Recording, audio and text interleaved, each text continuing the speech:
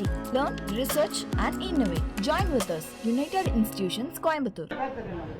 Sir, இப்போ இந்த கடிதத்தை இப்போ ராஜினாமா உடனடியாக ஏற்றுக்கொள்ளப்படுமா சார்? சட்ட விதி சொல்கிறபடி விரைந்து பேரவைத் தலைவர் முடிவெடுக்க வேண்டும் என்று விதி சொல்லுகிறது. கடிதம் கொடுத்திருக்கிறார். விரைவில் அந்த முடிவை நான் அறிவிப்பேன்.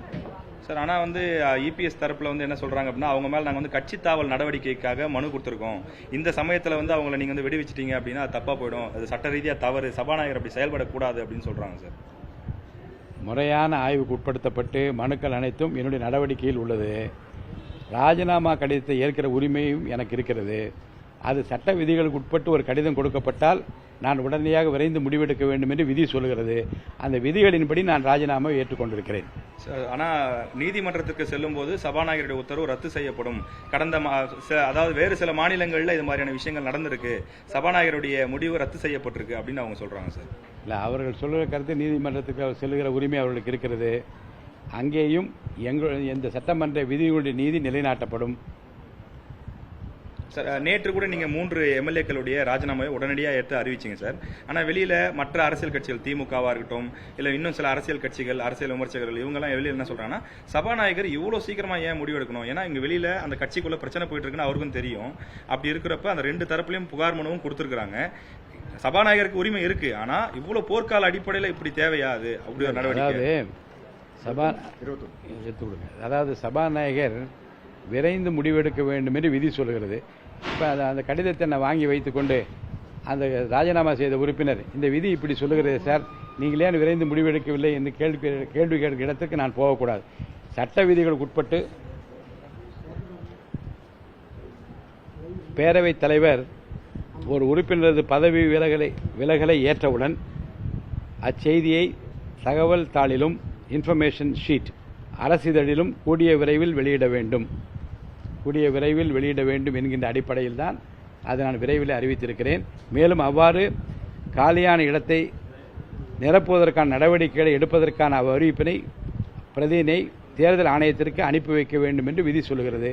அந்த வகையில்தான் நேற்றே அரசிதழில் வெளியிடப்பட்டு தேர்தல் ஆணையத்திற்கு அனுப்பி வைக்கப்பட்டிருக்கிறது. சார், இன்பதுரை மாதிரியான எம்பி அவங்கெல்லாம் என்ன கேட்குறாங்க அப்படின்னா, இப்போ இதில் வந்து இவ்வளோ வேகம் காட்டக்கூடிய சபாநாயகர் அவர்கள், நாங்கள் கட்சி தாவல் கொடுத்து 13-14 நாள் ஆயிடுச்சு, ஏன் அதில் மட்டும் நடவடிக்கை எடுக்க?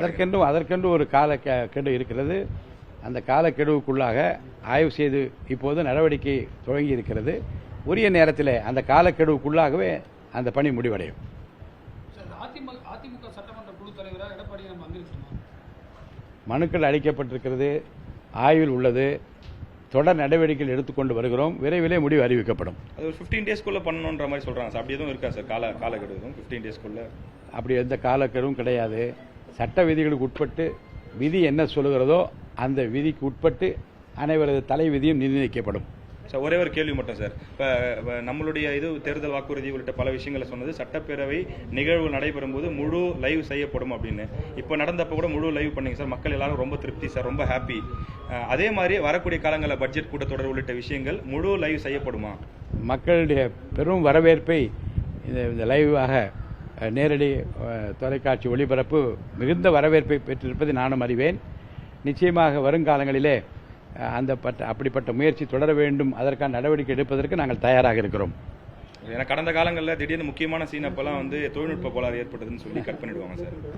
இல்லை, கடந்த காலங்களில் நடந்த தவறுகளை பற்றி நான் சொல்ல விரும்பவில்லை. நிகழ்காலத்தில் மாண்புமிகு தமிழக முதல்வர் எதுவும் நேர்மையாக, வெளியரங்கமாக, டிரான்ஸ்பரண்டாக இந்த அரசாங்கம் இருக்க வேண்டும் என்று விரும்புகிறார்கள்.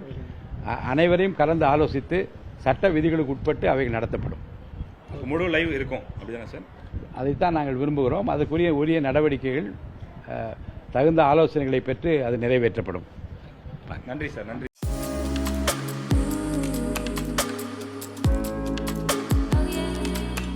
UIT. Learn, research and innovate. Join with us. United Institutions, Coimbatore.